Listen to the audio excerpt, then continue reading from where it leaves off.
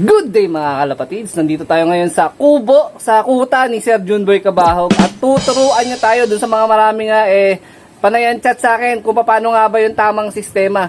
Tingin ko, nakita ko na kung sino ang mag-i-introduce ng tama at maayos na sistema para sa mga katanungan nyo na yan. So eto, nandito nga pala si Sir Junboy Cabahog, isang champion pansir mula dito sa San Jose del Monte, Bulacan. At eto ang mga ginagamit niya. Ayun sir, parang medyo marami tong mga ito yung microbest dito ito yung microbest product yung ating ginagamit sa Sir, meron lang kasi mga nagtatanong sa akin during kagaya ngayon, meron tayong ongoing training at derby. Ano nga ba yung pinaka the best na gamitin para sa arrival o pwede mong para maibalik agad yung sapat na lakas ng ibon mo galing karera? Pagdating bro EA sa arrival, galing training at saka during derby, ito yung binibigay natin pansalubong sa ating mga alaga. Ang Electrolytes Plus from the word electrolytes. Yan. Sir, paano po ba gamitin to? Yung mga typical na mga electrolytes na ba, hinahalo lang sa tubig? Paano po ba? Oo, hinahalo lang ito sa tubig. 2 kutsara lang nito sa 1 litrong tubig. Ayun ang binibigay ko sa kanila. Pagdating, naka-ready na yan, prepare ko na yan. So ibig sabihin, wala na silang pahipahinga niyan. Diretso na agad, inom na agad. Ayan, 2 kutsara, ganyan. Ganyan lang naman yung kutsara ko. Maliit lang naman yung kutsara ko, isa. Kasi ito, 1 litro lang, sir. 1 litro na yan. Ayun. Naka-prepare na talaga yung 1 litro na yan para dito. Tapos ganyan, mix. Lagay natin sa... Mekos lang yan, sir. Mekos lang. Ayan.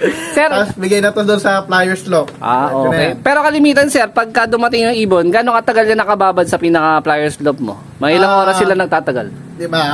Ako naman, pagdating at nakainom na sila, after nun, pag medyo lumipas na yung ilang oras, talaga namang ugali ng mga bawat pansya na nagpapalit tayo ng kung ano man, iba plain water, iba vitamins lang kasunod. So tingin mo sir, ano yung pinaka-advantage no mismo na to? Parang meron akong nakita diyan na special na ingredient Napakaganda kasi siya, meron siyang anti-coccidiosis na yung parang lulugo-lugo. Ito yung maganda doon meron siyang ganun. At saka nare-rehydrate niya, B-complex din siya. Okay. Tapos ang dami niyang sangkap na vitamins, may B-complex. Sir, paano po ba makakapag-avail ng ganyan? Or saan pwedeng kontakin?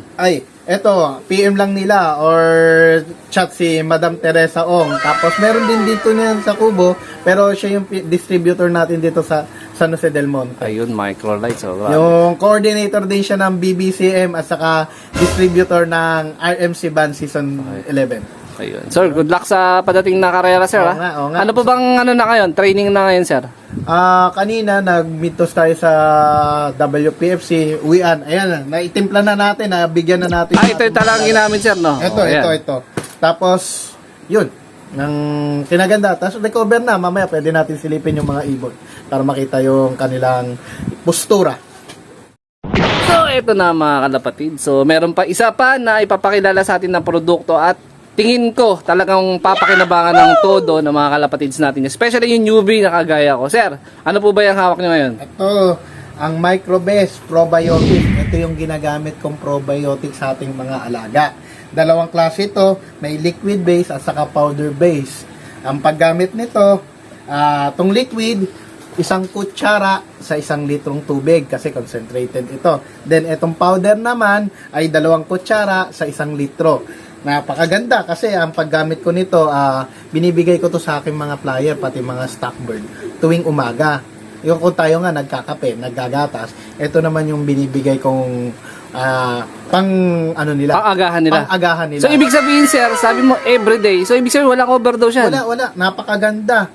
Kasi meron siyang 28 strain good bacteria. Okay. Ganda. Talo pa ang Yakult. Talo ang Yakult. Ayan, grabe, So, nakalagay dito, mga kalapatids, 24, pero yung pina-upgrade form na talaga, 28 na. Ang pinag-aralan talaga to. Gawa ng isang microbiologist talaga. Pero yung ganyan, sir, for example, pag tinimpla, meron po ba tayong oras na limit lang na kailangan na dapat maubos nila or Tayo bilang pansyin, may kanya-kanya naman din programa. Ito, syempre, kung magba-vitamins tayo, syempre, inom tayo ng gamot. Ito, ginagawa kong pang-maintenance talaga tuwing every morning talaga. Kunyari, binibigyan nyo po na eksaktong alas 7, tapos hanggang ano oras po dapat na meron ganyan na sa nakatimpla? afternoon, iba naman yung tinitimpla ko para sa recovery. Mga 3 to 4 hours lang siya nagtatagal sa breeder or sa flyer nyo. Kasi Ako, magpalit ako ng tubig sa aking flyer kasi medyo may karamihan din yung flyers natin dyan. 3 beses sa isang araw. Para fresh lang talaga yung iniinom nila na ano. A few moments later. Ito pa mga kalapatid, sir, parang iba na naman yung hawak mo ah. Bro, ito yung speed cell.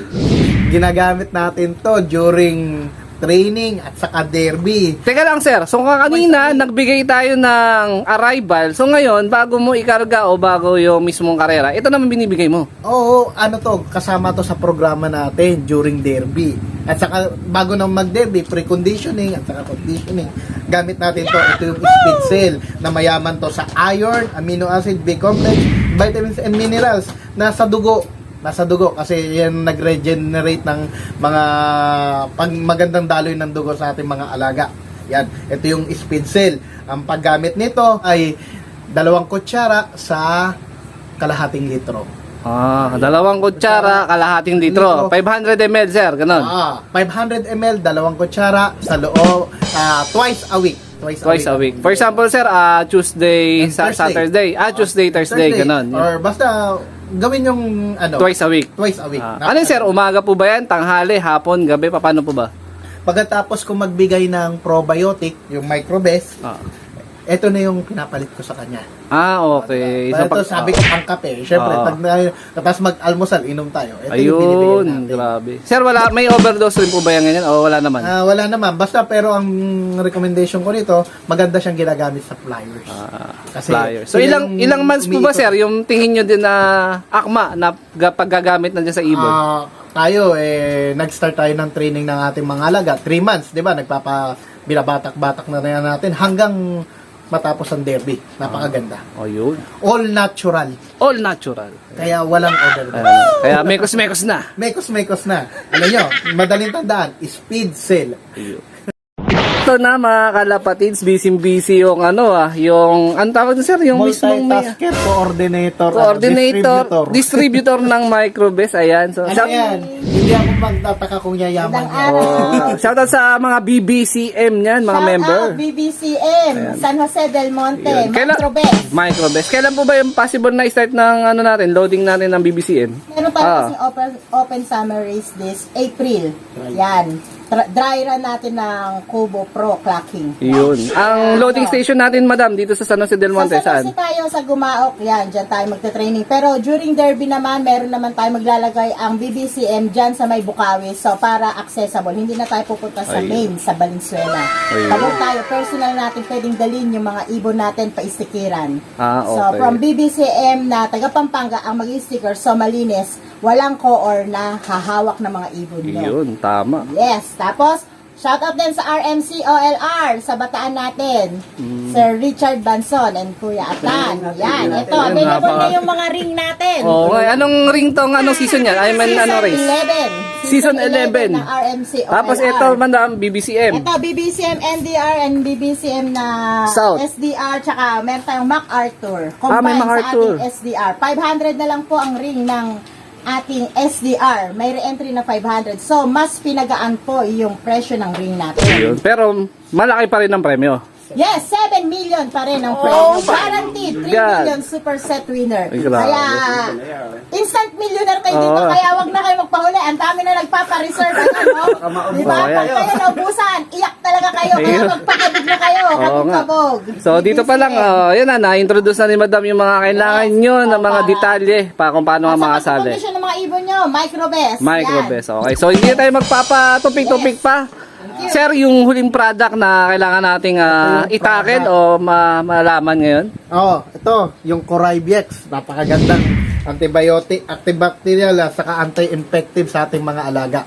So, ibig sabihin, the best na yan, sir, pansalubong yun sa mga galing training. Bro, from the word kuray, from kuraysang ibig sabihin yan. Kasi ang kinaganda, marami siyang pwedeng i-treat at saka prevention siya.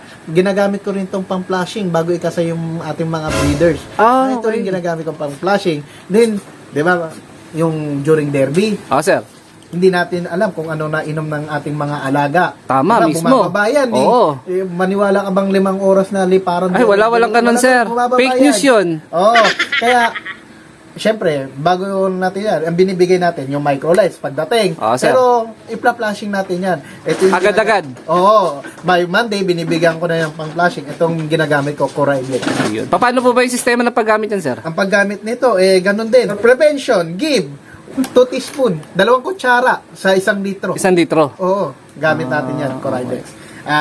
Pero Monday lang yan, sir, ibibigay o yung mga succeeding mga days bibigyan hindi ko pa? na binibigyan succeeding Sa- days. ano kasi lang talaga, Monday. nagre-recover tayo Monday lang the best. Flashing natin. Pero observe natin yung ating mga ibon yan.